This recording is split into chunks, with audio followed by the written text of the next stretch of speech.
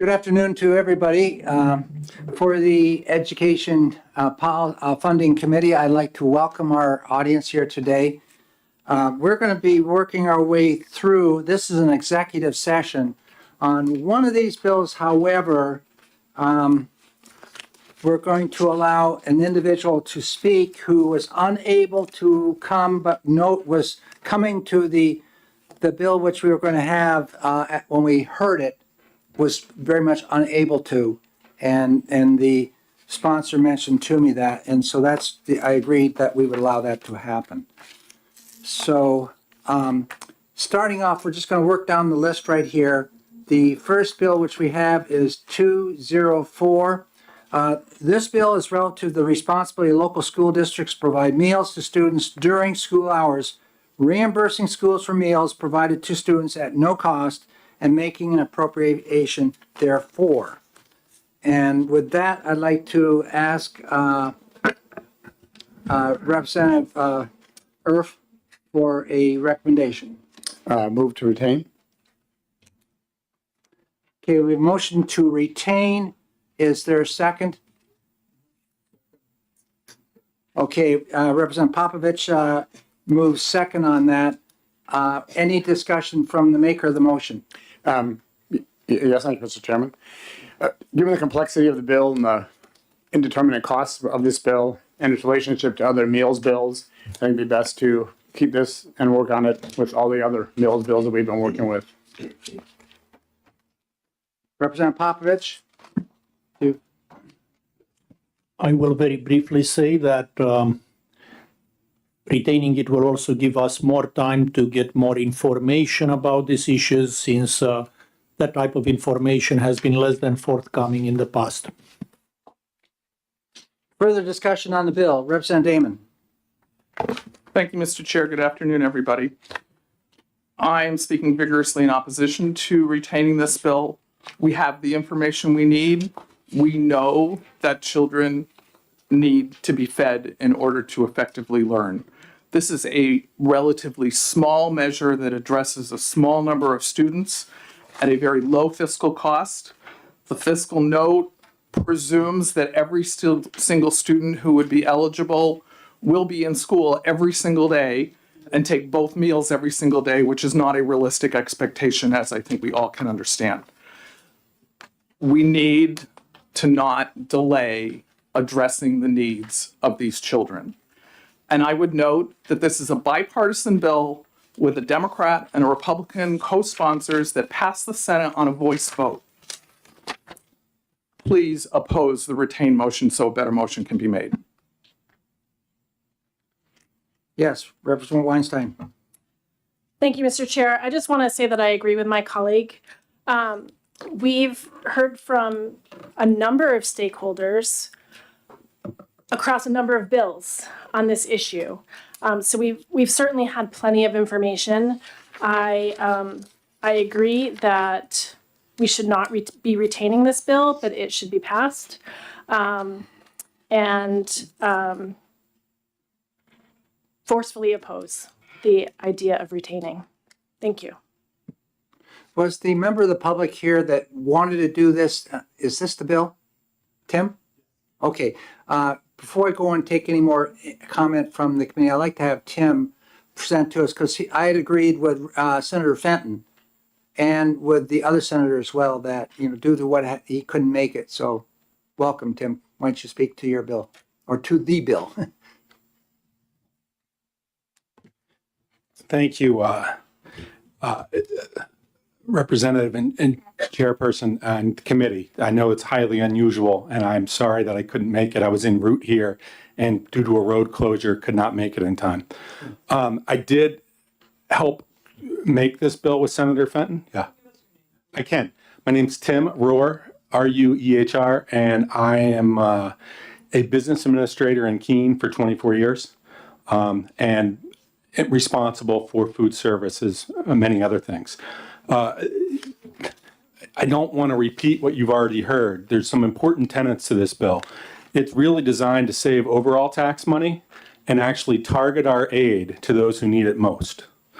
That's the design. It's designed to be bipartisan because it's what we all can agree on, that there's students between 175% of poverty and 200% of poverty that I would call working poor, that really can't afford lunch, but deserve our help. Right now in schools, if you ask my colleagues what's really going on, is that people are allowing unlimited charging, not my district, but there are many districts, and you'll find dozens of districts who are spending $90,000 plus to pay off debt because they don't have proper procedures in place to collect debt. I saw this and talked to my colleagues, and the impetus behind this was our tax money is going to fund students who can afford lunch when really we should be targeting those who can't. It's a relatively small amount of money, and being an opt-in and a shared cost between local and state, the costs will be dramatically lower. When we put this bill together, I did the research based on your documents that came out looking at a number of food service bills and what they would cost. And I estimated you'd only need about $250,000 in year one. Not everybody's going to opt in year one. Not everybody's going to opt in. As well as in Keene, I did the numbers to find out what it would cost. Our cost to local taxpayers and your cost would be $8,500, and we would serve those students who are at greatest risk. That's where we should be spending our money. There's lots of proposals. Sure, I would love to see it go up to the Medicaid number, 300% poverty. I don't think that's going to pass. That's a lot of money. So let's work together, opt in, and I think we can solve your questions and problems during rulemaking. That can make this bill target who we want to target and allow students who really can't afford to eat to get the food they need to be able to learn, and stop wasting money on taxpayer support for students who it's the parents' responsibility to feed and they can afford it. So that's really the impetus. And I know it was short and brash, but I don't want to waste your time and just want to give you a little background of where this came from. I know it's missing the part about collecting debt, which is already in the federal requirements. But if I was doing rulemaking, I would have something like you have to present your plan, how you're going to collect debt. Because if you're not willing to collect the money, then the state shouldn't be kicking in additional funds. So it's a very balanced approach. I know it doesn't garner support from everybody who wants everything. Many states offer free lunch to everyone. That would be easier for me and my job. We're not going to get there. I'm not trying to get there, but I do want to serve those who need it most, and this bill is designed to do that. Thank you. Are there any questions?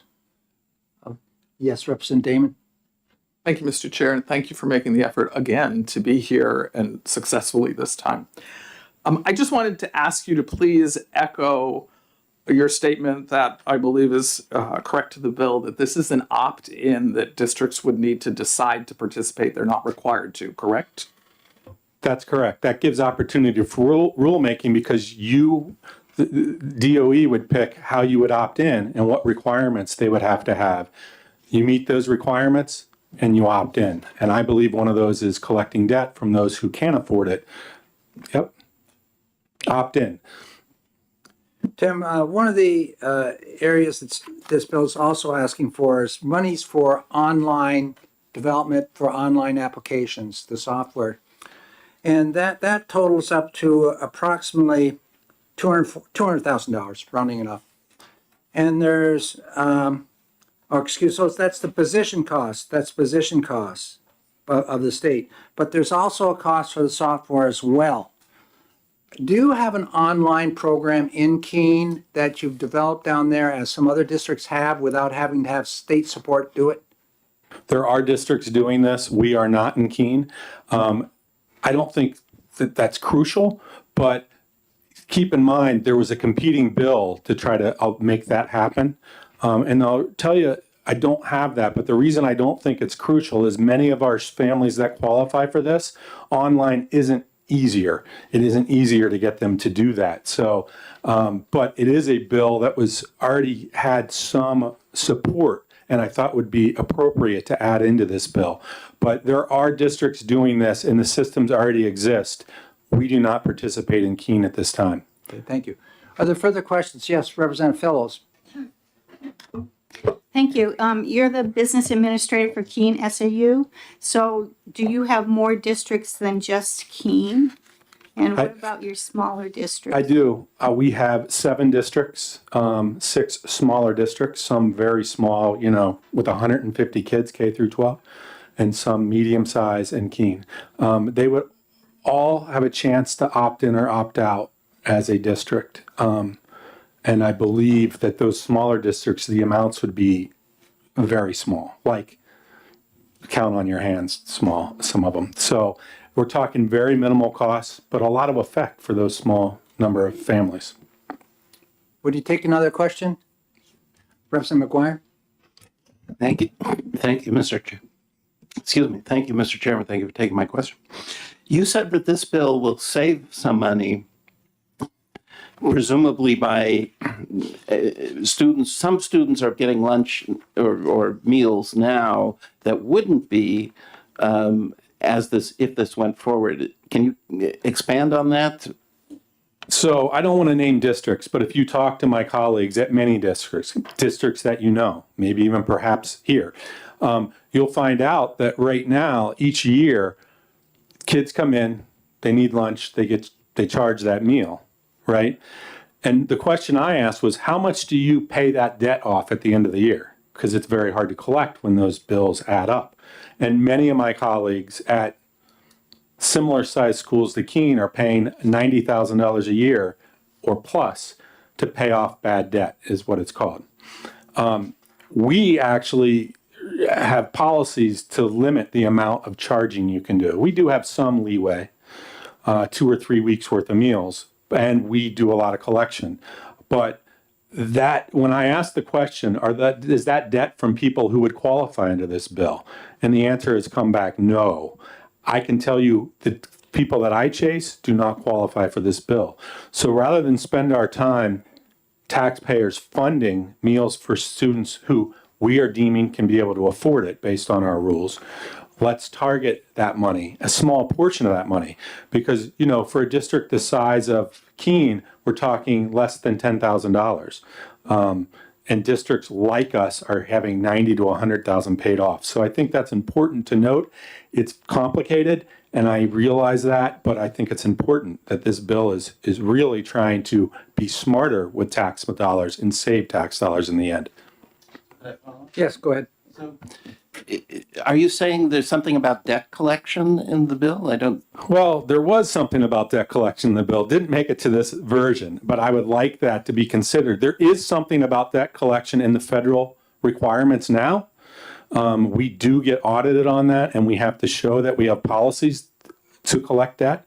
So there is something there. What I'm saying is this is another opportunity that the state can build that into rulemaking and require that so that we are really spending money more wisely. There is nothing, I wish that it was still in there, but it isn't.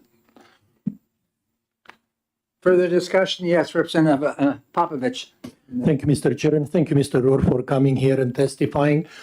I just wanted to check, given that this type of issue will be swirling around for years, because no matter what we do this year, there will be more adjustments that will be needed. Would it be appropriate for, members of the committee who may want to learn more about what you do and exactly how you do it to, reach out and come over and have more extensive talks to learn more about your issues and how we deal around? Oh, that, of course, that would be not only welcomed, it would be amazing. Thank you, I'm planning. The more this committee understands our business, the better this committee can act, so. Thank you. Representative Damon? Thank you again, Mr. Chair. So could you speak to us about what happens in your district, and perhaps for other districts as well, when meal debt is capped and students come to school unfed or hungry? How is that addressed? Thank you. So there is no one who wouldn't be fed in our district. Our policy is that at certain ages, the feds require you to feed no matter what at a certain age limit, and students that are deemed to be disabled and can't make those decisions for themselves, right? Essentially, that's not the language, but that's essentially what it is. In our district, at a certain age, through elementary, you would get a sandwich choice, not the hot lunch. And so that is really the crux that we use, which we file and complies. But if a student came in before we made that change recently, like in high school, if you didn't bring money after you reached your limit of debt, you could not charge more. Or even middle school. What we would do at that point is we would feed the student through all kinds of resources that we have, like the nurse's office, guidance department. But we would work with that student and the family to say, you're not meeting your obligations, that's neglect. You have to send the student with money or lunch to school, which is where it should be. So that's how we would have handled it. Of course, if they met the requirements, they would have got a free lunch or a reduced lunch. But just like if they were coming to school without shoes, we would probably provide shoes for them. We wouldn't have unlimited shoe providing. We would provide shoes, and we would work with the authorities to say, this is neglectful. You have to clothe your kid. Same thing with lunch. So we have those kind of policies in place. Are there further? Yes. So just to follow up, to be clear, so the district is still financially covering some version of feeding students who would, at least on that day, otherwise not be fed.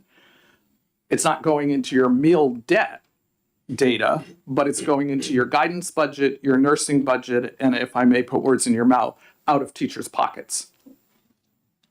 Is that correct? I don't think it comes out of teachers' pockets. It would go into our budget. It's no teachers going down and buying the kid lunch out of their own money. We have funds for that we have trust funds for that. We have budgets in nursing and guidance. We take care of kids. It's a very low incidence, but yes, we would provide for that student's needs because we want them to be able to learn and be taken care of. But we would also, just like any other need that's not being provided that should be by parents, work with the parents and families and the local authorities to make sure that they're providing that. Are there further questions from the committee? Representative Fellows. Yes, can you please tell me, you said it was about $85,000 that you thought it would cost your district? 8,500. 8,500. And it would be, state would kick in 8,500. That's just for the meal portion, not for the website help, but yes. And how many students approximately in Keene? I how many students overall, or how many am I talking that 8,500 No, feeds? the whole population of the Keene School District. The Keene School District is about 3,200 students. Thank you. Representative Creation, do you have your hand up? You're all set? Okay. Anybody else here on the committee? Thank you very much for coming today. Well, just one question, Mr. Chair. So thank you very much for joining us. Sorry, got caught in traffic last time, so thanks for making the special trip. But obviously part of this bill is the online application. And I guess in your experience as the school business officer, do you believe that will be an assistance for parents and families to enroll their youngsters in this program? So I went to my food service director and administration, and they did not believe strongly in that. I don't think it'll hurt. It'll help some, but we're talking a very small impact in my estimation in Keene. That's not the ticket to get more applicants. The ticket would be if everybody had to produce it, it would be helpful, but that's not where we are as a state. Thank you. Hope's got a follow-up on this. It's a follow-up. Go ahead. Thank you, I appreciate it. I just lost my train of thought. Are you aware that the online applications for free and reduced meals, you can't submit that application with missing data? So it's my understanding from Claremont and other school districts in my rep district that the online applications decrease the work of the school staff because they don't have to chase information. It's on the online application. You can't submit it without it being complete. that would be very helpful for us. Right, that would be nice. We spend a lot of time. First of all, we call for collections every week, everyone who's late. We make a phone call in a district our size. But for applications, we call, you missed this section. I noticed you didn't fill this out. We spend a lot of time doing that, which is required. I guess we're just used to the work, so we're built in for that. But that would be helpful. As you know, automation's nice. I just don't know if it would make more families fill it out and be, more families would be eligible, which is what we would hope. Thank you. Any further questions? Not seeing any. Thank you very much again. So back to our discussion as a committee. Is there any further discussion on this bill from committee members? Any hands up? There are sort of up or not? Representative Creason?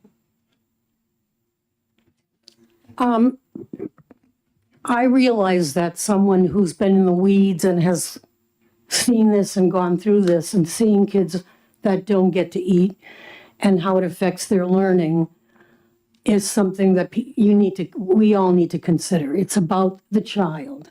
That's what we're here for. And I have seen it, and I have also, as a teacher, paid for student lunches. So for someone to say that that doesn't happen is not true. I just wanted to make it known that I've experienced this for 31 years in teaching in Title I schools, and the rate of poverty and the people that, the parents who are trying very hard to provide for their kids don't always, are not always able to comply. And so we just need to feed the children. It's very simple. It's important to their learning, and I've seen the effect it has when they don't eat. Thank you. Thank you, Mr. Chair. Any further discussion? Yes, Representative Luno? So thanks very much, Mr. Chair. So there's been discussion around this table as well as on the floor of the House. I shouldn't say discussion. There's been statements made around this table and on the floor of the House, ignorant of the fact that there are actually students that go without lunch and go without breakfast and go unfed and come to school hungry every day. And that was laid out in a recent Concord Monitor front page story, right on the headline, that students in Franklin are showing up hungry to school and every day. We know generally because of the work we've done on the voucher scam program that 200% of 200% of the poverty limit is or the poverty guideline is somewhere around $68,000 or $69,000 a year for a family of four. And so let's just take that as a family of four that have two children. Those two children alone to feed them with an income at that level is probably just to do lunch is probably $1,000 per student. And I want to look over to Tim. I think that's about what it costs if you 180 days, you come to school 170 and you do lunch 80% of the time. It's about $1,000 per family. So this is a significant and meaningful savings for low-income families that are at 200% of the poverty guideline. It's a meaningful savings to families, and it's a meaningful educational impact for the students to be able to be fueled up, breakfast and lunch, and ready to go for the day. So it's meaningful for families. It's meaningful to students. So why should it be meaningful to us? Well, as legislators, we basically appropriate funds to run our public schools in excess of $1.1 billion. And that's just in the state appropriation. All in, statewide, local, state, and federal sources, we're talking about I'll again look over at the business administrator, around $3.7, $3.8 billion a year to operate all of the public schools in New Hampshire. So what are we talking about here? I think there's a fiscal impact statement associated with this bill. And I think it's overblown, because we've said it before, that not every student goes in 180 days a year and eats breakfast and lunch each one of those days, but we're talking about somewhere on the order of hundreds of thousands of dollars, couple $100,000 to make sure that kids don't go hungry, to serve, to have a meaningful reduction in expenses for families, to have a meaningful meal to keep the kids fueled up so they're ready to learn. And that helps us do our job in terms of delivering an adequate education for all of our students. And when we want to put down on and refer to proficiency scores, particularly proficiency in low income, the most vulnerable, challenged school districts, this is a way to help them. And I think because of that, because it's good for families, because it's good for students, because it's good for policymakers and for taxpayers, that we should not be retaining this bill. We should vote it up, recommend it ought to pass, and vote it on the floor next week. Thank you. Any further discussion? Yes. Representative. Thank you, Mr. Chair. Just a couple of things. Just the overall impact of this bill. It does a few things. Increases eligibility. It makes it easier to qualify and to apply. It strengthens personal responsibility, and it's not a mandate. That came directly from my notes from our hearings, and I think sums up the points that we've made. Also, I just want to point out that 493 people online supported this particular bill and 18 opposed. And that's, and that's just this bill, right? We've heard several bills about feeding kids in this committee. So that's all I have. Thank you. Any further discussion? Representative Popovich. Thank you, Mr. Chair. I will just like to briefly say that we've said it before, EFAs are not vouchers, cannot stop people from calling them that, but simply they are not.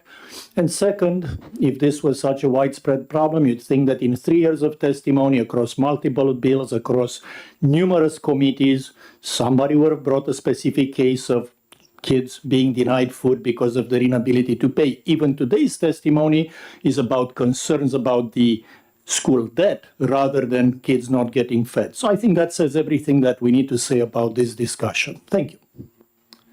Any further discussion? Representative Brown. I support retaining this bill. I was doing some research the last couple of weeks, and if kids are truly arriving at our schools hungry or poorly nourished, we should understand the causes of that. I'm really concerned because our SNAP program in New Hampshire, which is 6% of New Hampshire residents, 62% are families with children. And then recently, just this past month, it was reported that nearly 25% of food assistance funds are used on unhealthy purchases, cakes, chips, desserts, and basically junk foods, with soft drinks being the #1 on the list. So if SNAP families are engaged in using food assistance for unhealthy meals, I would imagine that families with 200% or thereabouts of the poverty line are practicing these things as well. I'm concerned because SNAP assistance and food service assistance is not decreasing. It actually has been increasing. And the last administration increased foods programs 21%, so $300 billion through 2031 period. Several states are moving to ban unhealthy junk food, and I am thinking if assistance at home and better health practices were pursued, we might see kids coming to school having had more affordable meals at home, and they would not report to the nurse being hungry. So again, if this is a serious issue, we need to understand exactly what's going on. Perhaps more information about healthy choices rather than immediate increases in taxes would be advised. Thank you. Further discussion, Representative Damon. Thank you, Mr. Chair. So I partially agree with my colleague, a couple over to my right. We certainly should better understand and act on resolving the causes of hunger for people of all ages. but I will speak with my knowledge as a dietitian to rebut some of what was stated. The reality in nutrition is the number one requirement of the human body is to get enough energy. Calories measure energy. You have to get enough calories. If you don't, you will not thrive, and it won't matter whether the food was junk food or not junk food. You have to be energetic, receive enough energy for your calorie needs. And the data over decades has consistently shown that people who are food insecure in part choose what is casually termed junk food. People have different definitions of that because it's calorie dense. So they are using their very limited resources, whether from SNAP or from their hard work, to try to give their kid enough fuel. It takes a lot more money to buy enough oranges to meet your calorie needs than to buy enough potato chips and soda. And would I like these kids to be getting mostly healthy food? Absolutely. But they first need to get enough energy, and that is a basic fact. And when they go to school, if they get these meals that we are trying, some of us are trying very hard to help them access, they get the healthiest meal of their day. I urge you to not retain this bill. And one more piece. The 200% of federal poverty level for a family of four this year is $64,300, which is $1,236 a week. I challenge anybody in this room to pay all their living expenses for a family of four on that limited amount of money and not need some help. Good luck. Further discussion? Not seeing any. Madam Clerk, would you please call the roll? Are you Representative Mahagan? Thank you, Mr. Chairman. I wanted to respond to what Representative Brown said because of something that I know, having had kids. I was a single salary teacher, free reduced lunch for 8 kids. And so I had this. And we've talked about the results. I know that my son would take the free and reduced lunch, he would sell it. And then with the money that he got selling the lunch, he would go buy the junk food. But what was said is not true. You can't use free and reduced lunch to buy junk food. You simply can't take it and buy ice cream. You have to buy the food that the lunch room has set out, which is as nutritious as they can make it. And that I realize that that's actually true. Thank you. Further discussion? Not seeing any. Madam Clerk, would you please call the roll? Motion to retain. Representative Spilsbury, Yes. Representative McGuire, Yes. Representative Erf, Yes. Representative Copalt, Yes. Representative Colcom, Yes. Representative Popovich, Yes. Representative Brown, yes. Representative Mahagan, No. Representative Peoples, Yes. Representative Luno, No. Representative Ames, No. Representative Burton, No. Representative Fellows, No. Representative Damon, No. Representative Bricky, No. Representative Chrétien, Absolutely not. Representative Weinstein, No. Chairman Ladd, Yes.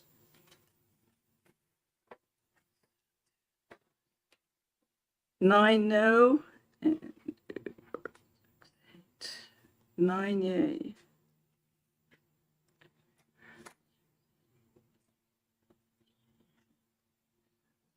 Oh, wait a minute. Should we caucus? 9. There are only 18 here. Yes? Make a motion? Oh, hold on a second, please.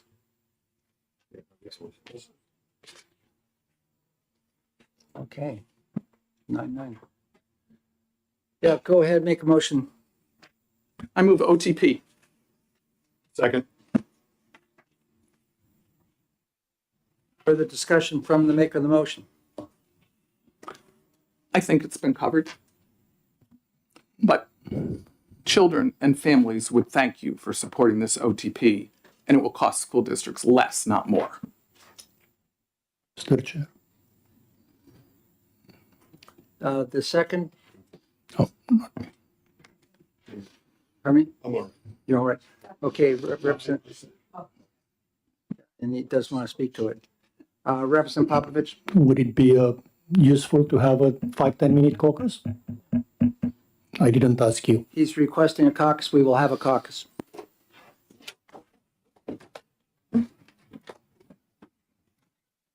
Oops. Republicans will meet in this room.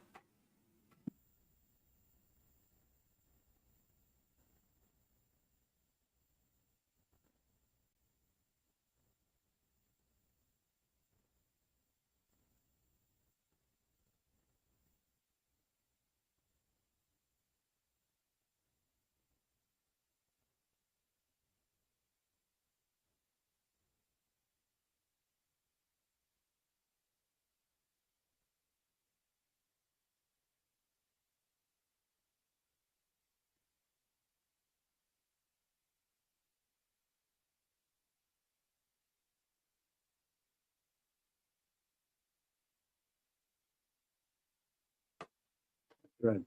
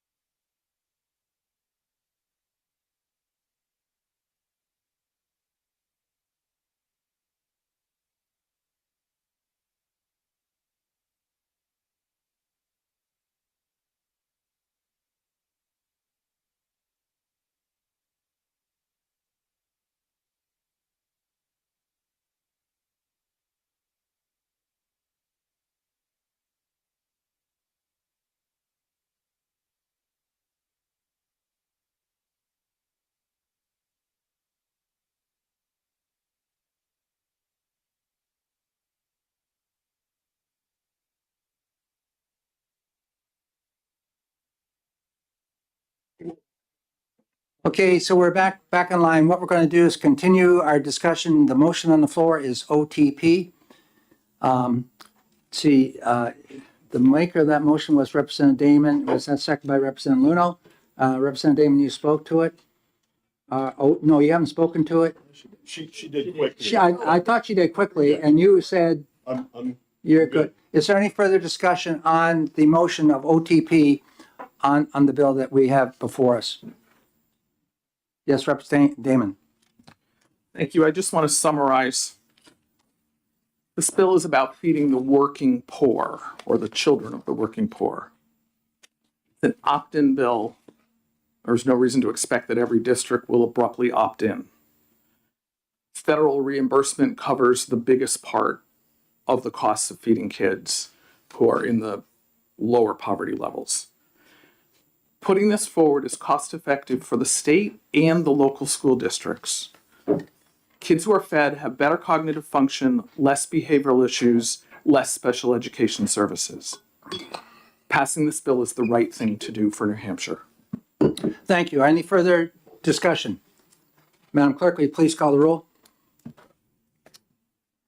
Vice Chairman Spilsbury, No. Rep. McGuire, No. Rep. Erf, No. Rep. Kofalt, No. Rep. Colcom, No. Rep. Popovich, No. Rep. Brown, no. Rep. Mahegan, No. Rep. Peoples, No. Rep. Luno, Yes. Rep. Ames, Yes. Rep. Burton, Yes. Rep. Fellows, Yes. Rep. Damon, Yes. Rep. Bricky, Yes. Rep. Chrétien, Yes. Rep. Weinstein, Yes. Chairman Ladd. No.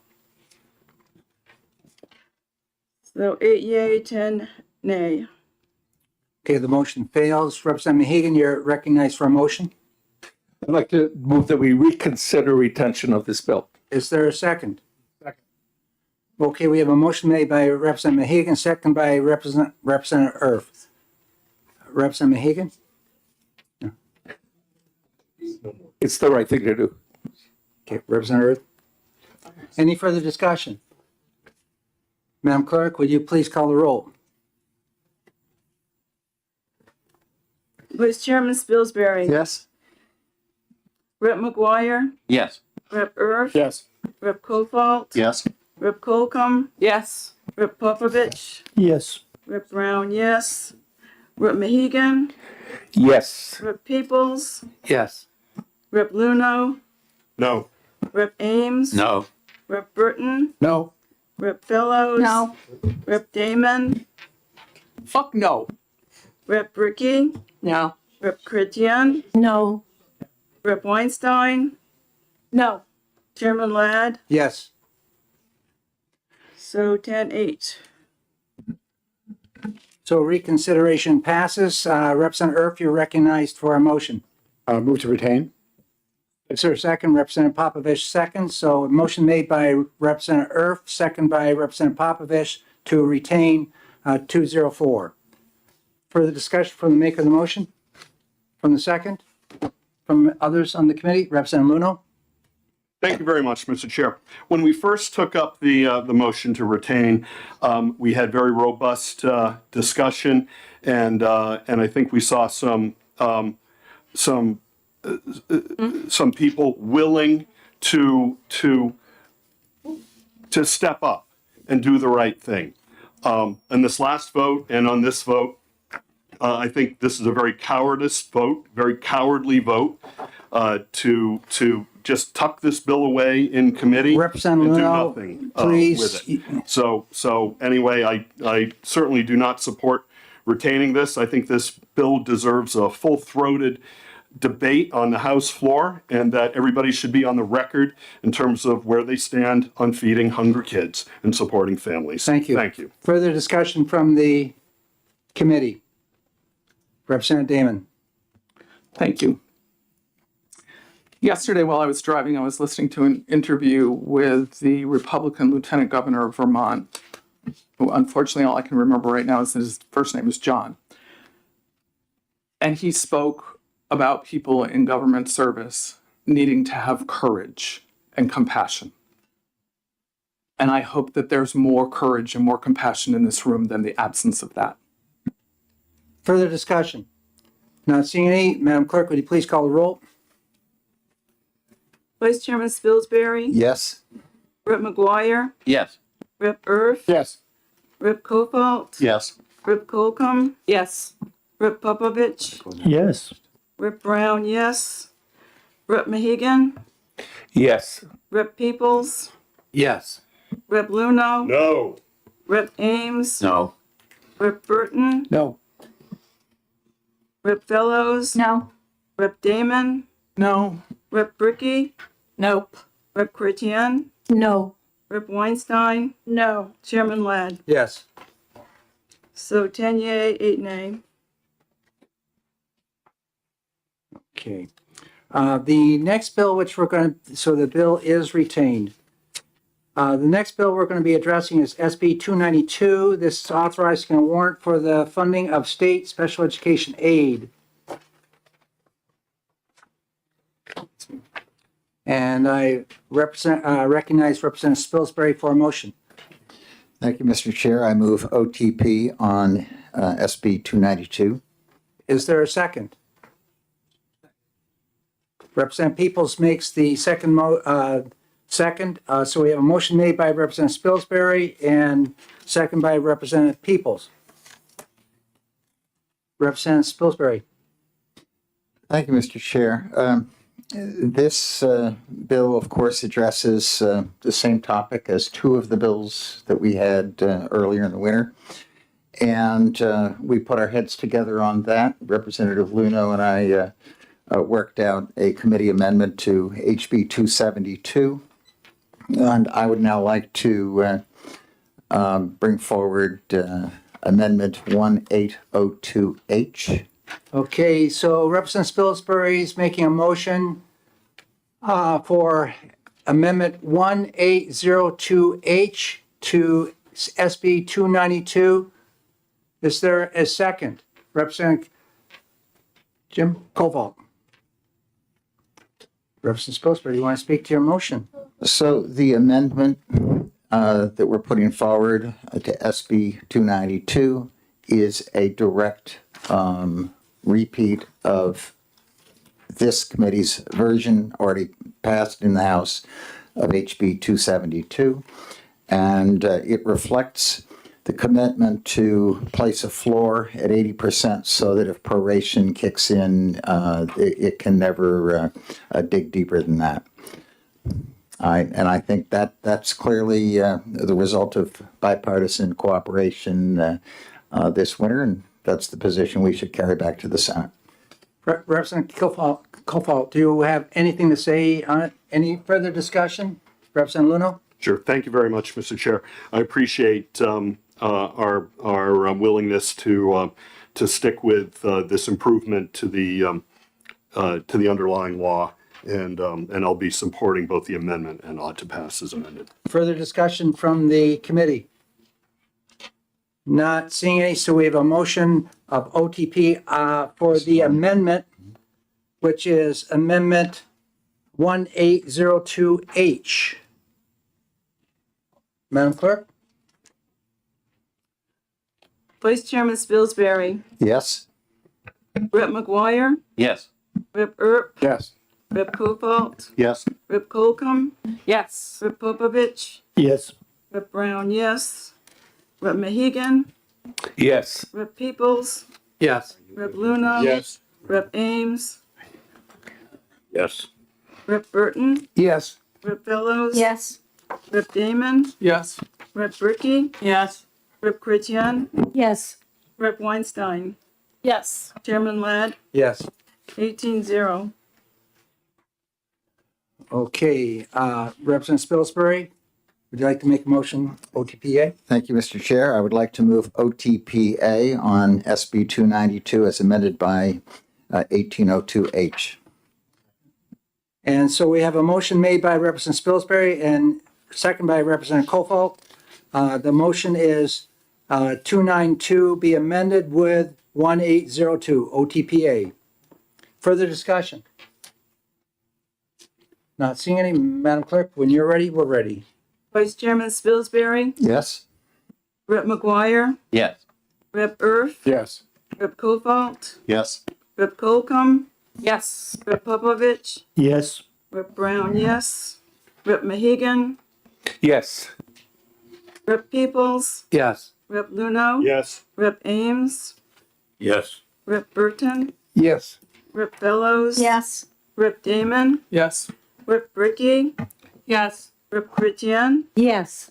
Rep. Weinstein, Yes. Chairman Ladd, Yes. 18-0. Okay, any object? Care, we'll figure it out. Okay, put it on consent, oh, we can't put that on consent, we got money in it, yeah. Alrighty, so for everybody's knowledge here, we need to get these committee reports done right off after we're done. This one has been done already, so we have that one. But the others we need to get done, you know, as soon as we can, as when we finish here. And most likely what I'll do is act on one more bill today. That's the other early bill. We have two others there, but the two others we're going to carry over and handle next Tuesday when the other three bills are already on the docket. And we'll just pick these up at that time. So we can get this other work done quickly so that the administrative staff can get on to getting this into the calendar. So one more bill for today. Yes, that's correct.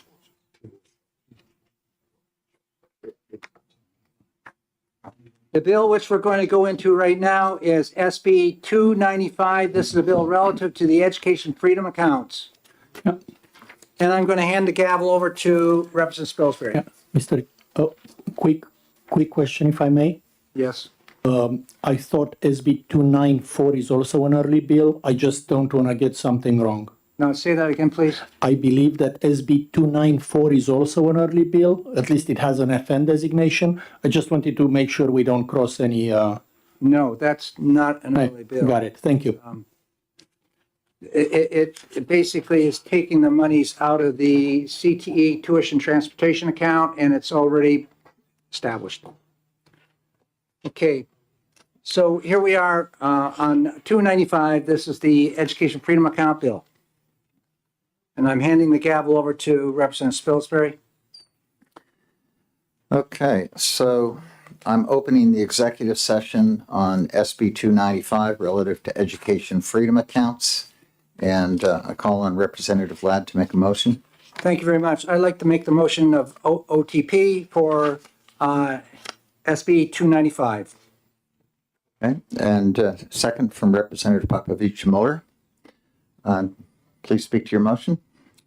Yes, we've already, in this committee, sent to Division 2 and on into HB 2 and also to the Senate. That was HB 115, which is an EFA bill as well.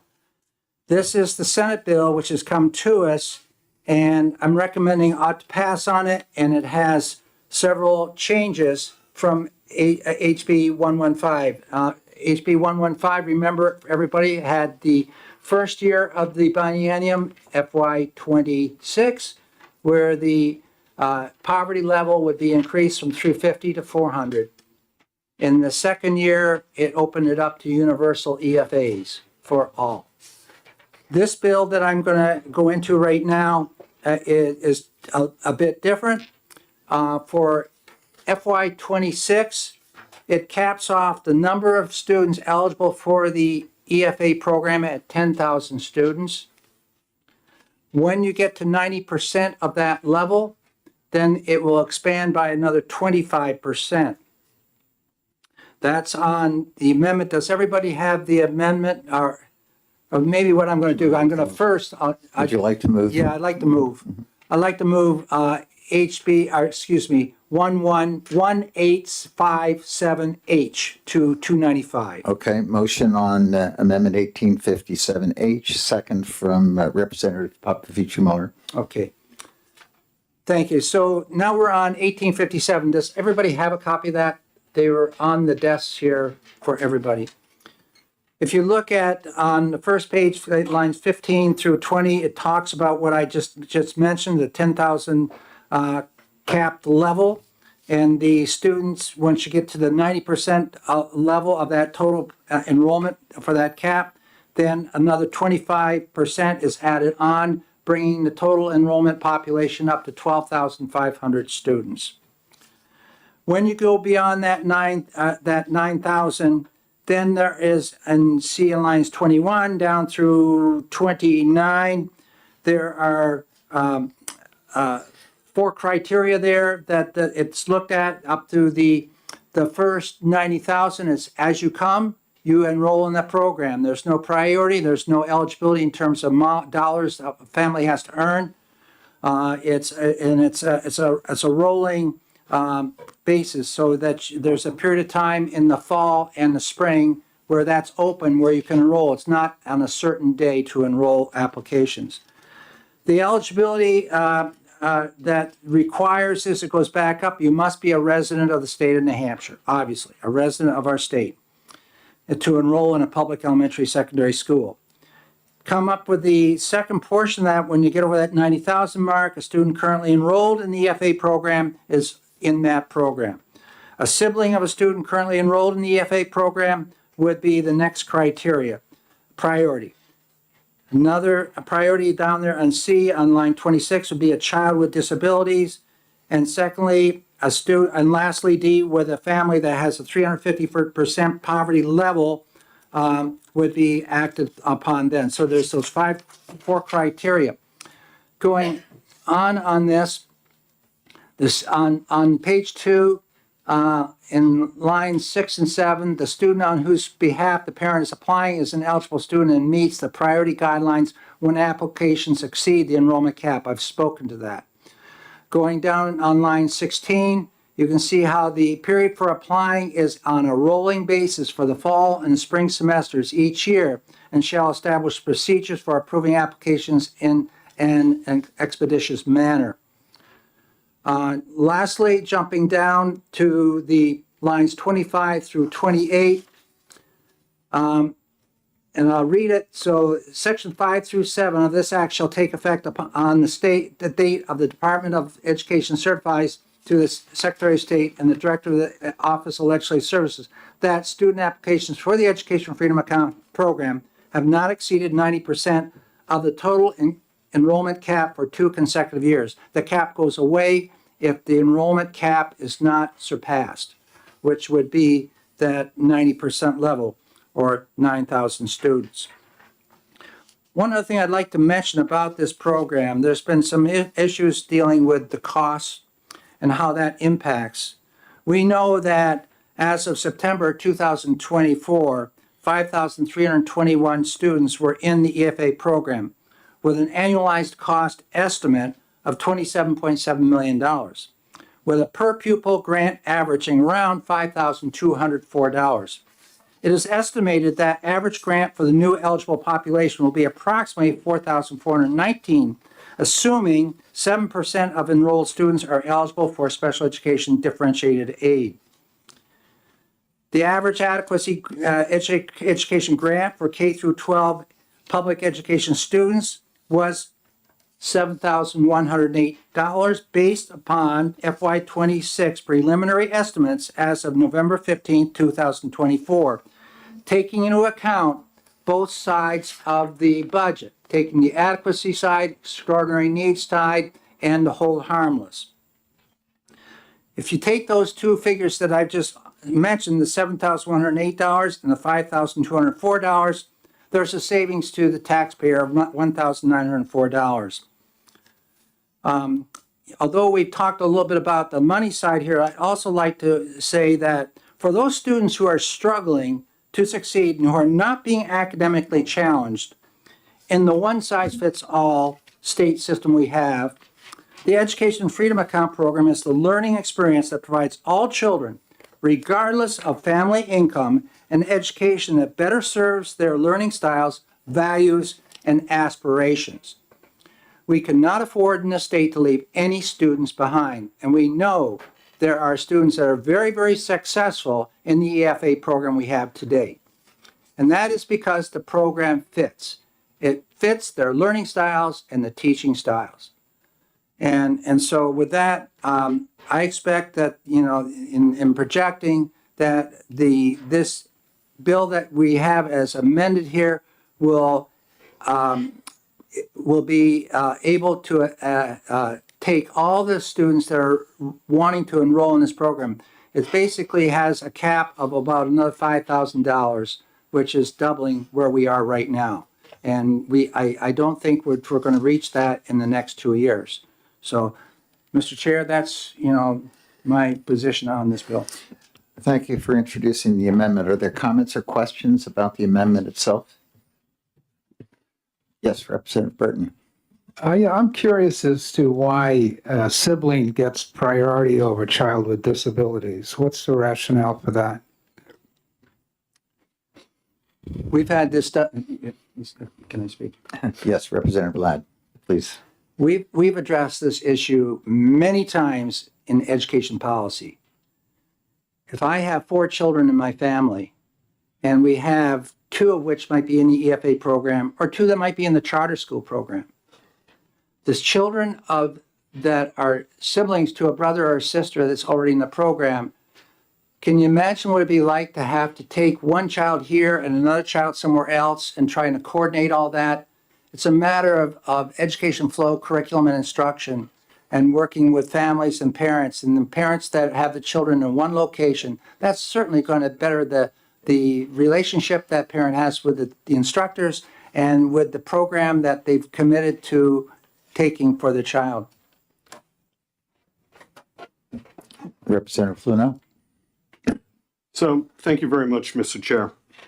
So I want to talk to the amendment, but I'm talking to the general bill itself, including. Okay. Keep it as focused as you can because we will have debate on the underlying bill. Sure.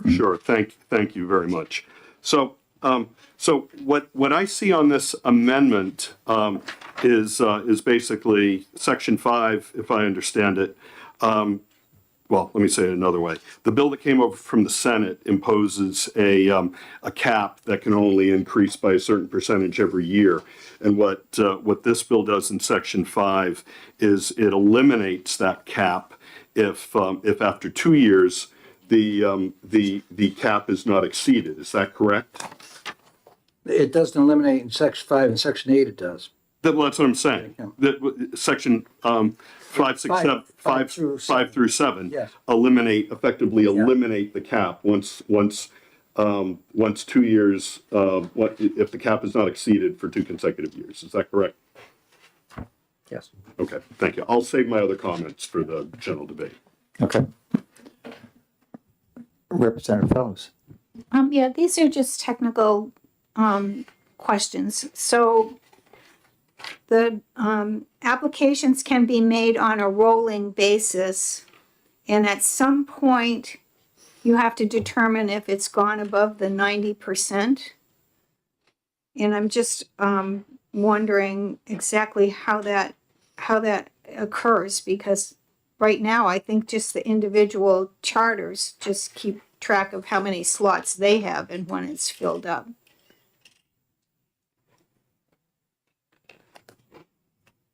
Not charters. Yeah, I was going to say I didn't Get follow the that. charter part. So- How we keep track of, how are we going to keep track of this? Are these applications all to the department? They're to the Department of Education, right? No, they're to the scholarship fund. Children's. Okay. Yeah, we're talking to the EFA program. So the scholarship organization would tell the Department of Education when they hit that 90% of 10,000. So the 90% threshold is a trigger. And it essentially says that when there are 9,000 who have enrolled, 9,000. right, that it resets the cap at 12,500. Okay. And the scholarship program keeps track of that, and then they're going to tell the Department of Education, and he's going to tell the Secretary of State. Okay. Thanks.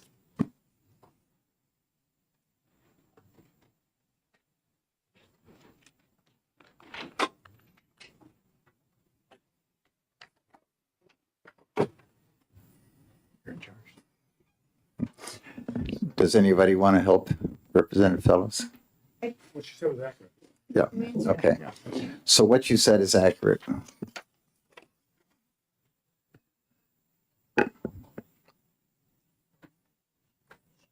You asked about the procedure and who's going to keep count and who's going to report it to the Department of Education. The answer is yes.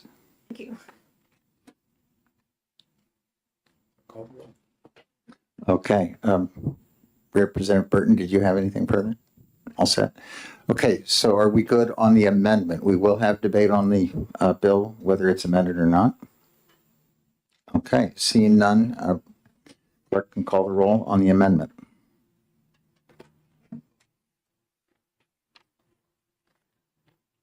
Chairman Spilsbury, Yes? Rep. McGuire, Yes. Rep. Erf, Yes? Rep. Kofalt, Yes. Rep. Colcom, Yes. Rep. Popovich, Yes. Rep. Brown, yes. Rep. Mahegan, Yes. Rep. Peoples, Yes. Rep. Luno, No. Rep. Ames, No. Rep. Burton, No. Rep. Fellows, No. Rep. Damon, No. Rep. Bricky, Nope. Rep. Chrétien, No. Rep. Weinstein, No. Chairman Ladd. Yes. So the vote is 10-8. Okay, the vote being 10-8, Amendment 1857H is adopted. And Representative Ladd, would you like to make a new motion? Yes, I'd like to make a motion OTPA. It ought to pass with Amendment 1857H. Second. Okay, motion is made OTPA by Representative Ladd and seconded by Representative Popovich-Miller. Discussion on, I have no further discussion. I think I've said it all. okay, thank you, Representative Bricky. So, I have been trying, and, Representative Ladd, oh, thank you for taking my question. I'm really sorry, I should have said that first. Representative Ladd said that there's, data on, how well students are doing. And I can't seem to find it, on academic achievement, and I've been looking, and on the data sheets and reports, and, even the Department of Ed said that there's little data for that. And I'm just wondering if we could possibly actually get some data that shows that students who are getting EFAs are academically doing well.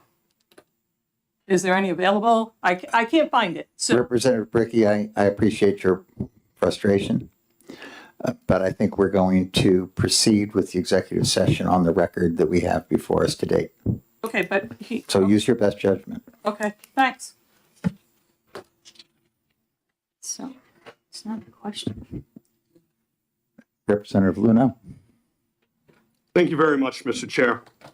So, you know, we've had a lot of these bills come through this committee with respect to the voucher program.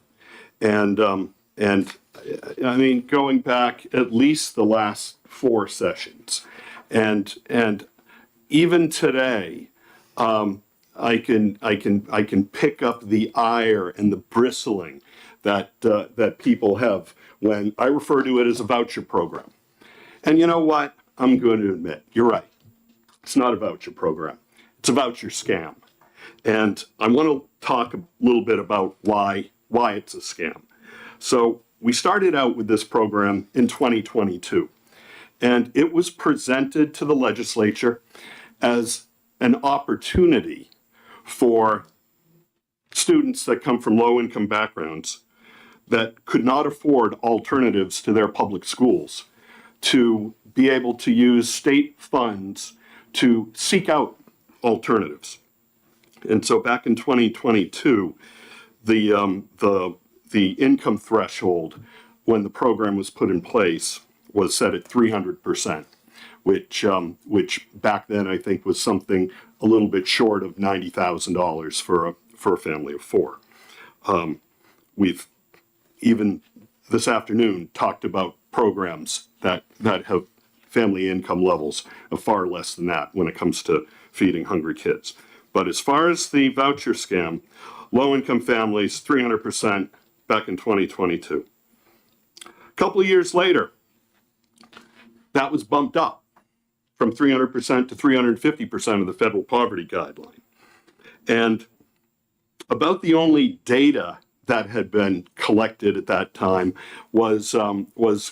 came out of the phase-out reports that the Department of Education calculates based on the number of students who leave their public schools to take a voucher. And that data didn't show very many kids actually leaving their public schools. So that precipitated some interest in increasing the income tax. Despite efforts by the Education Department to limit access to for the state auditors to actually look into things like what Representative Bricky was asking about. In fact, many of us can conclude is that the voucher scam isn't about education at all. In fact, we don't even have any data that says that even $1 of taxpayer money was used for educational purposes. We just don't know because it hasn't been audited and it hasn't been reported by the state auditor on that. So we don't know how the money's being used. The income level continues to creep up. The data shows that hardly anybody's actually leaving their public schools.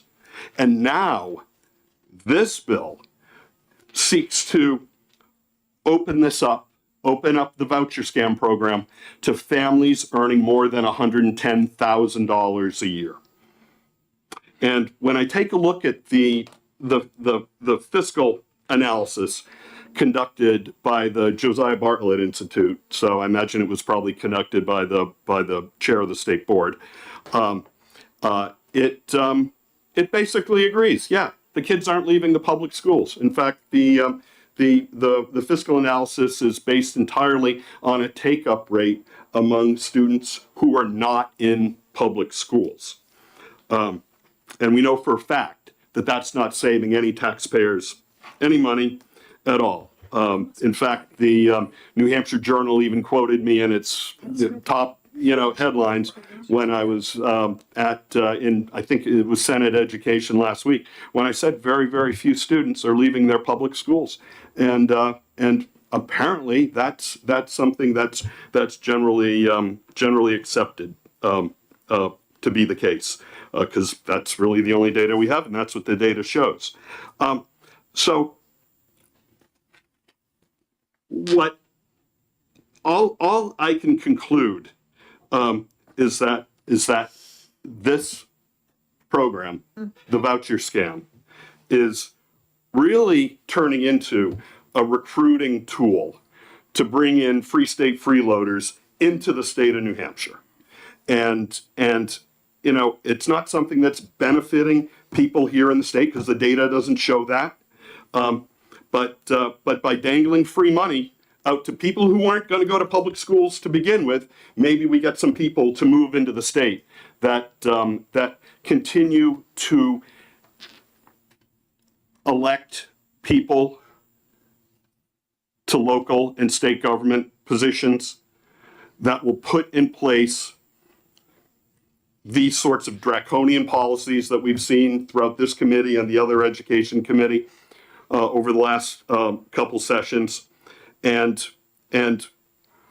seek to, in my opinion, destroy the state that I know and love. And we've heard a couple of times in the last few weeks that this program, the voucher scam, is the civil rights issue of our time, which is really hard to believe given all of the policies that have been passed by this legislature that have eroded human rights and public decency. This is definitely not the civil rights issue of our time, but it is the scam of this generation. And with that, I certainly don't think we should be expanding the scam any further And I will continue to look for opportunities to root this out of our laws. Representative Flagg, would you like to respond? Yeah, thank you very much, Mr. Chair. Where do you start in something like this when you have people that are just not recognizing how alternative education in the state is really appropriate for many, many students? When we talk about the number of students that are participating in the EFA program right now, we're talking a little over 5,000 students out of 150, 160,000 kids. So we're talking less than 3% of our population. But why are they choosing to attend an alternative program?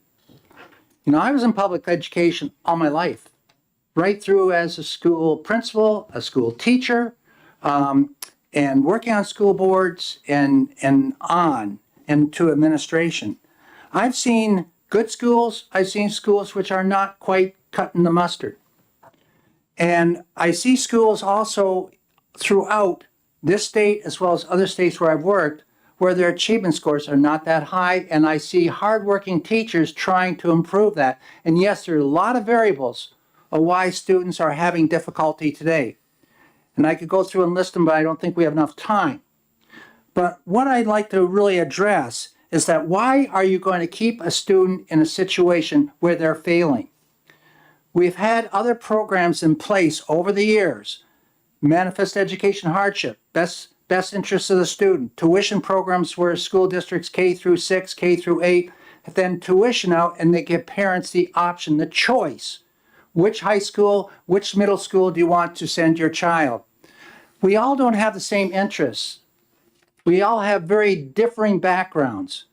Some students may want to choose to go to the school, the high school that has the best theater program.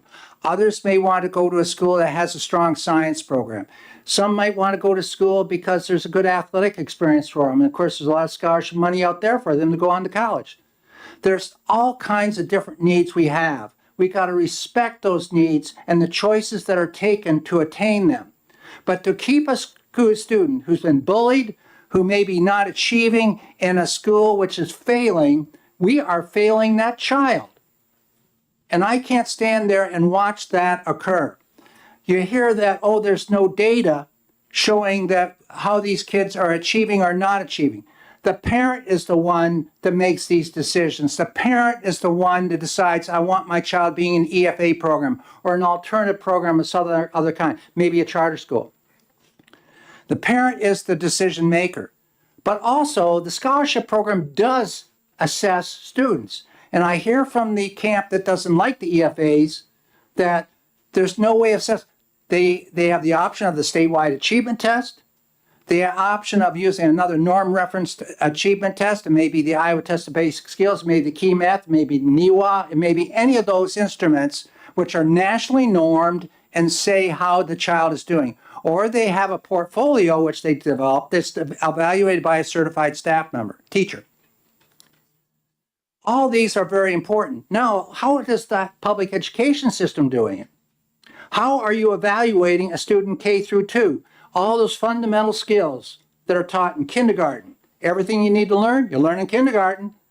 But do they really have that? Well, they have the social experience which is necessary, the skills to listen, the skills to communicate, the rhetoric and the logic that's important. But by the time they get to second grade, there is no statewide assessment given to our public school kids. We don't know how they're doing either. When I moved to a school system where I was a school principal, I walked into the classrooms and said, wow, how come the average score in this school on the report cards is A-?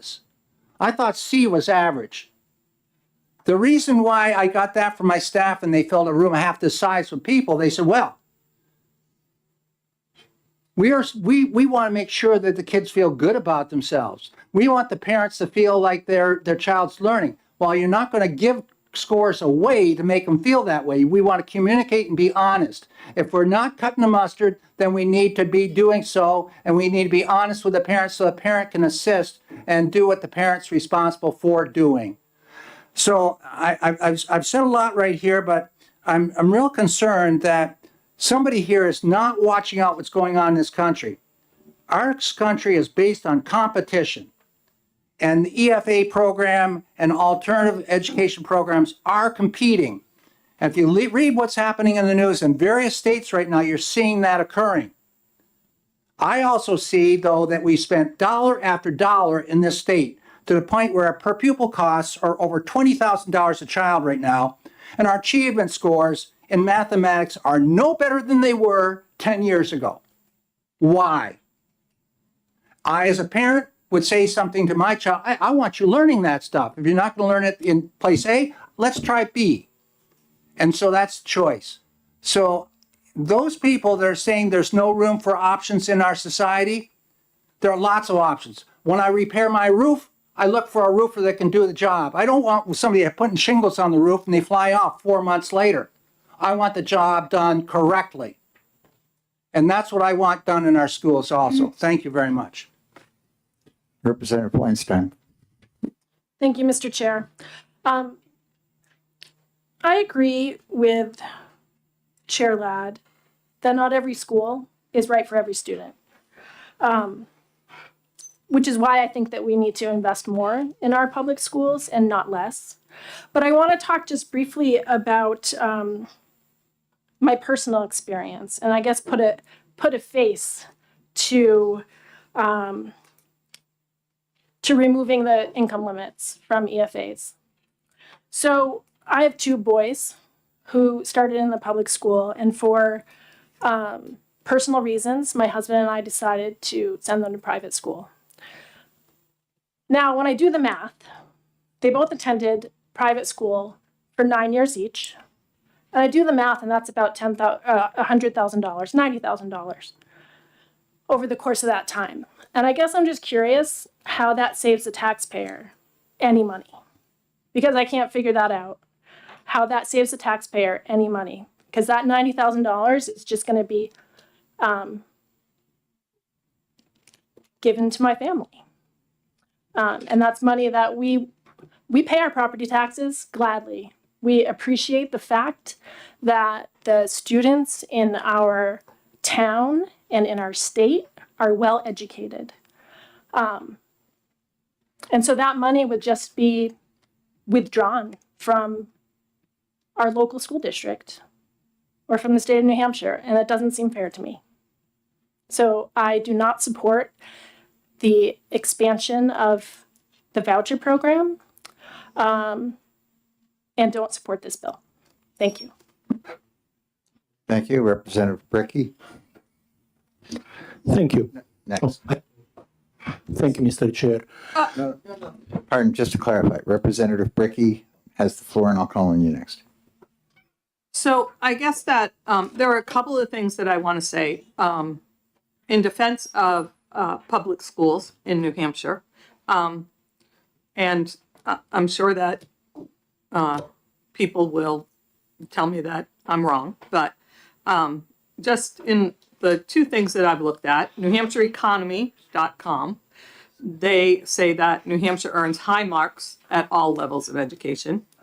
New Hampshire Business Review ranks them as 3rd highest quality in the nation.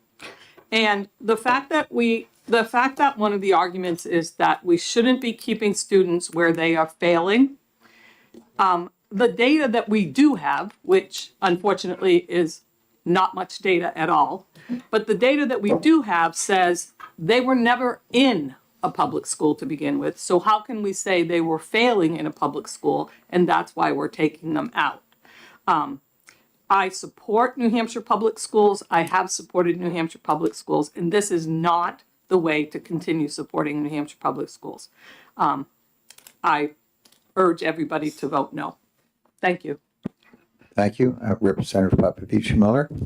Thank you. I will be very brief and just say that I am surprised to see that a program that's basically designed to bring equity by making sure that every child in this state has access to some education funds from the state is facing opposition like this. To me, equity is not a scam, but I guess if for some of you equity is a scam, so be it. And the other thing about the program, people are objecting to the fact that they think they shouldn't qualify for those funds. Nobody forces anybody to apply for them. If you feel that you shouldn't get the funds, please do not apply for the EFA.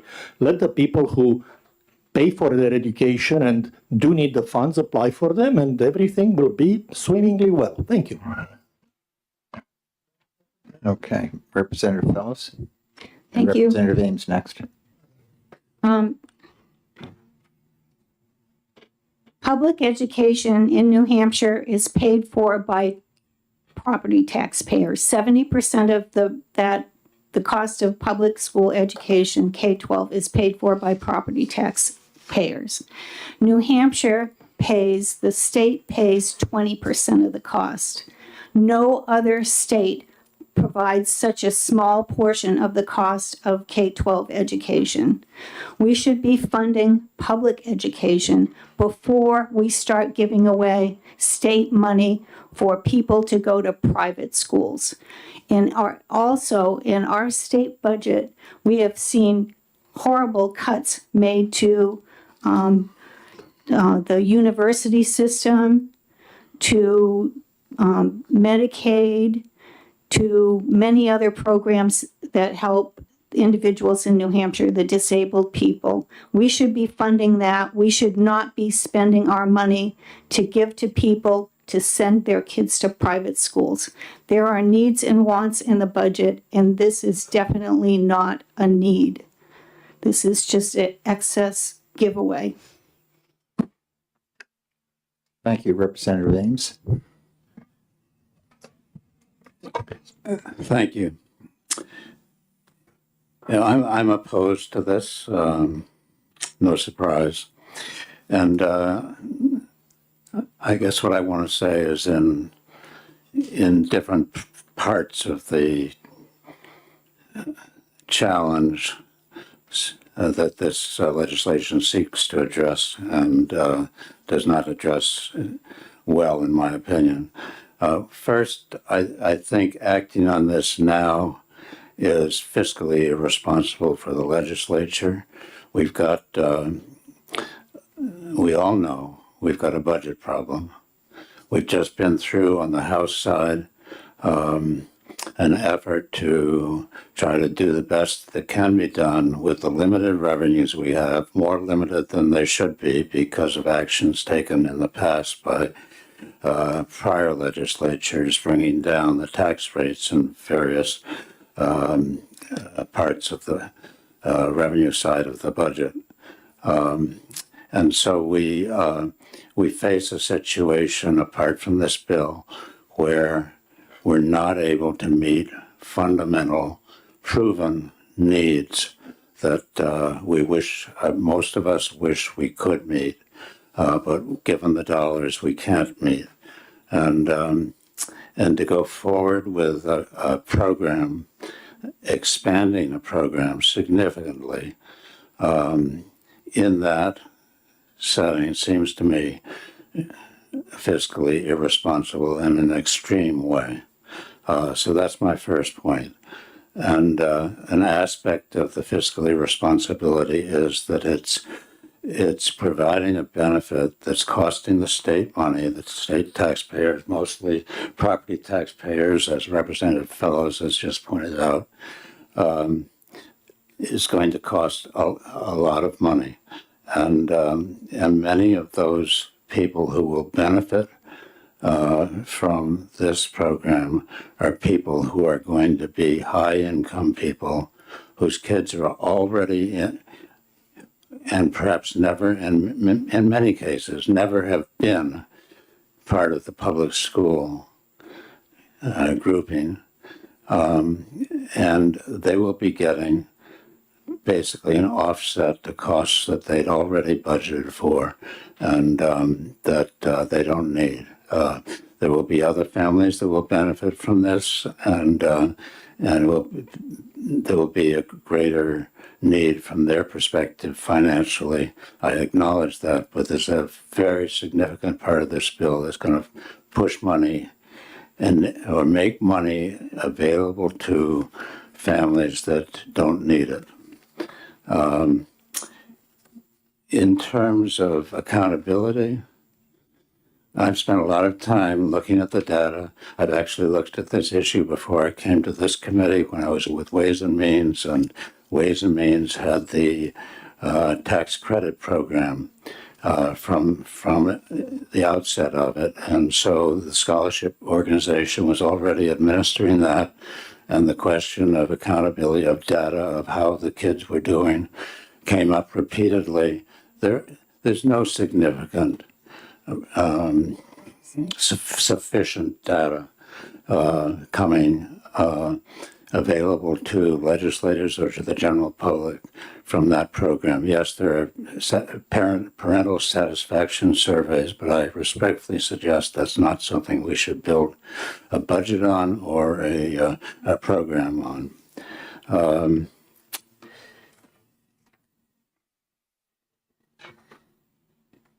Another aspect of this program is that it's providing significant support to religious education. It's undeniable. You look at the data that we do have, and it shows significant growth in placements into religious schools. If you go further and dig into it, you'll quickly learn that the programs at least some of those religious schools, the ones I've looked at, is one that is, well, I'll put it in my terms, is anti-science, where religious beliefs trump science, and education is based on facts, not dogma. So that's another problem that I see. I think another aspect of this that's somewhat hidden, but the amount that would be available to eligible families is typically not going to be the full amount of the cost of getting into the place that they want to go to, and they won't be able to go to that place, whereas families that have plenty of money will be able to go to this. It is not going to reach families that, on an equity standpoint, should be reached. That's a flaw in the program. And I do think we need to strengthen public schools, but we're not going to make it easier if we're taking money and putting it into this program rather than putting it into strengthening our public schools. We have 2 lawsuits sitting out there. We're going to get a result from those lawsuits soon. Maybe it will be an endorsement of what the state's doing. I rather doubt it. And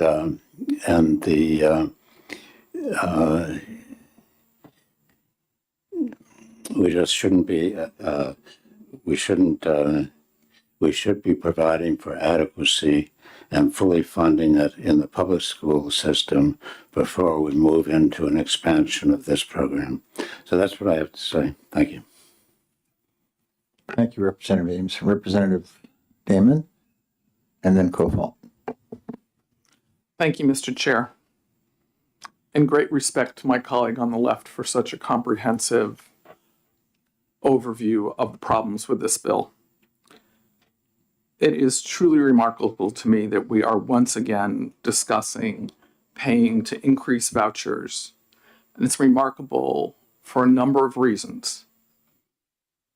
How we are discussing this while we have a budget that proposes to defund public higher education by nearly 30% of the budget of the University System of New Hampshire is incomprehensible to me. Apparently, the folks who support this expansion of the voucher program believe that it is more important to subsidize education of children from wealthy families than it is to make higher education affordable and quality and available to young people who grew up in New Hampshire so that they might go to higher ed here and stay here so that we don't completely turn gray and have no young people in our state population, which is in fact what's happening right now. And it is remarkable and quite frankly very disheartening that we would be talking about expanding the voucher program while we continue to have an inequitable, we can't even really call it a system of state funding for public schools. I disagree vigorously with the statement that we are keeping students where they are failing. The 90% of students who are currently receiving vouchers who did not leave public schools, they weren't there to begin with, evidence that this is not a program about paying to help kids who are not thriving somewhere. This is a program to pay wealthy families more. And make no mistake, families whose children are currently in private schools will ask for vouchers if this bill passes. They would be foolish not to. Here's a handout. Why would you say no? We should be listening to our taxpayers. There were 19 town warrant articles opposing expanding the voucher program that passed vigorously. There were no towns that defeated those warrant articles. This current of the many efforts to expand the program, there are 1,919 taxpayers opposed online and 37 supporting it. Sounds like a landslide for a defeat.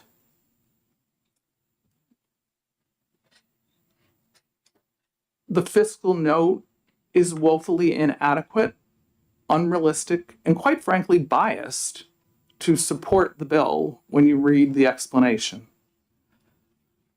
It simply does not make any fiscal, educational, or ethical sense to pass this bill. Thank you. Representative Copal. Thank you. So I guess I want to start with a response to the assertion that this is not a fiscally responsible bill. This committee has heard multiple bills. One that stands out in my mind was a $50 million proposal to supplement building aid, including for schools that have already been built and paid for or bonded at the local level. If this program were to max out at the level proposed in the legislation, and it's not estimated to get there for some time, but if this program were to max out at that level, you know, we are talking about a lower number than that.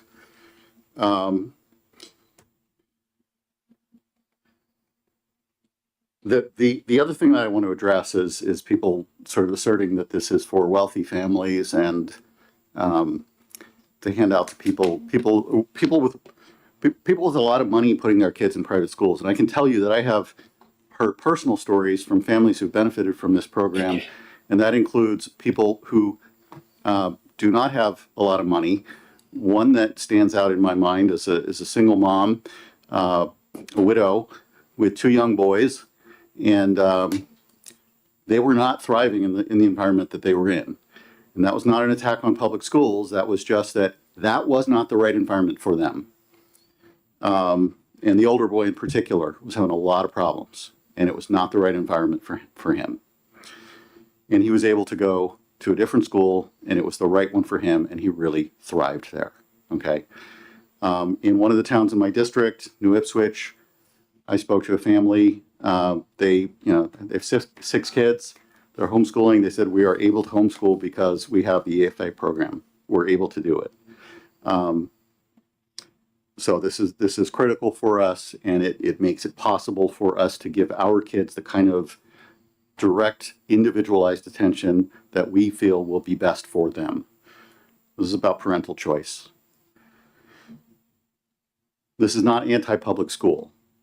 It is pro families choosing what's best for their kids. As for this assertion that, you know, it's again back to the assertion that wealthy families are going to rake in a handout. First of all, there are quite a lot of people who make the decision to send their children to a non-public school because it's the right choice for them, and they make great sacrifices to do it. This can often be the thing that makes it possible for them where it otherwise wasn't possible.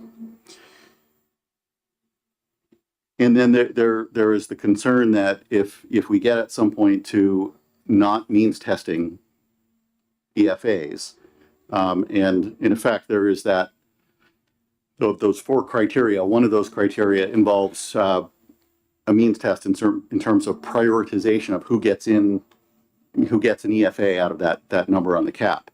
That does eventually go away, but we don't means test public education. So for all those who are saying, why are we paying to educate the children of wealthy families? I will repeat, we are not just talking about educating the children of wealthy families. We're talking about empowering parents to make the choices that work best for their kids.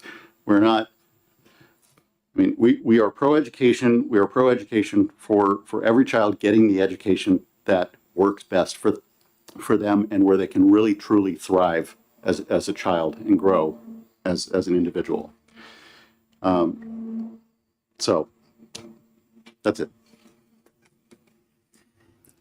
Very good. Has everybody who wants to be on the record had an opportunity to speak? I believe we've. Okay. Representative Popovich Miller and then Representative Peoples. One of my colleagues mistakenly said that we cut 30% of the USNH budget. I want to make clear that that is not accurate in any way, shape, or form. We cut maybe 2.1% of their overall revenues. So it would be good to get our facts right when commenting in this committee. Thank you. Representative Mahegan. Thank you, Mr. Chairman.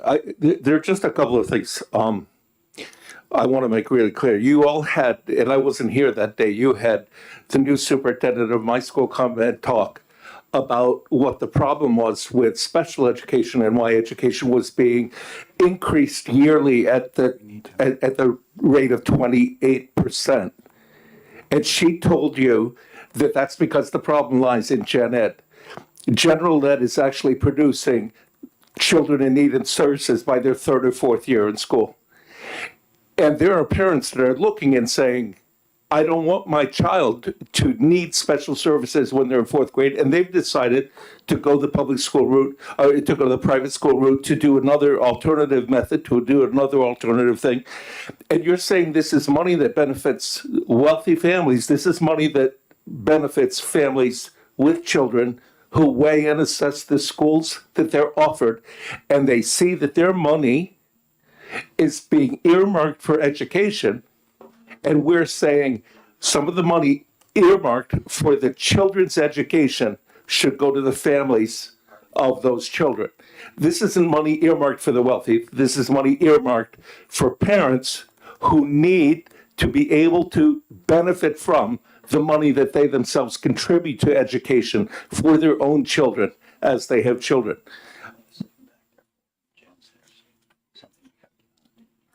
Representative Burton. Just to point out that I pay my property taxes to pay for the public school system, not the private school system. And I don't get a choice under this legislation about where the money goes. I live in a town in Durham. We're in the education business. I get stopped many times during the day in the supermarket saying, don't increase the EFA program.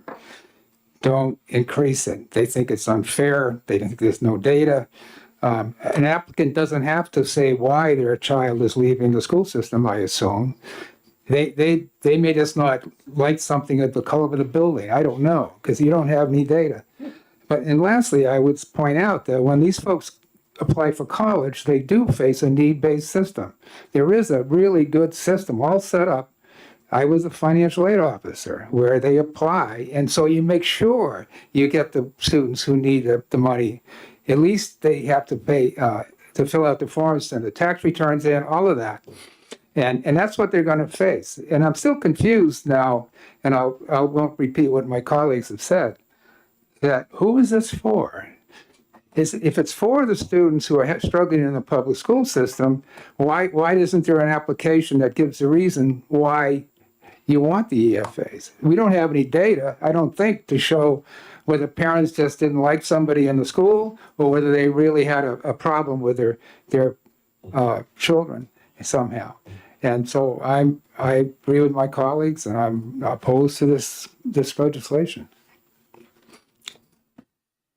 Okay, I think everybody is going to weigh in here eventually. Representative Brown. I guess we're determined to use up every bit of time while Clerk Smith waits. So I'm so excited to vote in support of expanded school choice. The challenge for our public schools, we've been told, is inadequate spending, but as an economist, I can tell you that there's been a stagnation in quality and increase in price, which always accompanies closed monopolies that we have in public education. In addition to that, parents have remained alarmed about the age inappropriate and politically biased curriculum they sometimes observe in the classroom. EFAs are cost effective. They're audited by an experienced nonprofit with a 4-star rating from Charity Navigator. The outcomes are measured, and switchers from public schools have been underestimated at 11%, when in reality, many EFA users were previously enrolled in public schools and moved to competitive alternative, raising the rate closer to 45%. Arizona's longtime experience with choice shows that a majority of users now are coming from public schools. EFAs help low-income and minority students, as the Progressive Policy Institute reports, and test scores have gone up. In addition, evidence shows by an NBER report that having competition with local schools improves the quality of the local schools themselves. Education is an emergency situation. Please vote in support of school choice. Representative Colcom. Thank you, Mr. Chair. I guess I would like to clarify, my colleague from Durham mentioned something regarding the property taxes. And I guess I would like to clarify that none of the money that is being spent in EFAs is coming out of our property taxes. However, the wealthy people are paying their property taxes. The public schools are receiving 100% of their property taxes to educate students that are not theirs.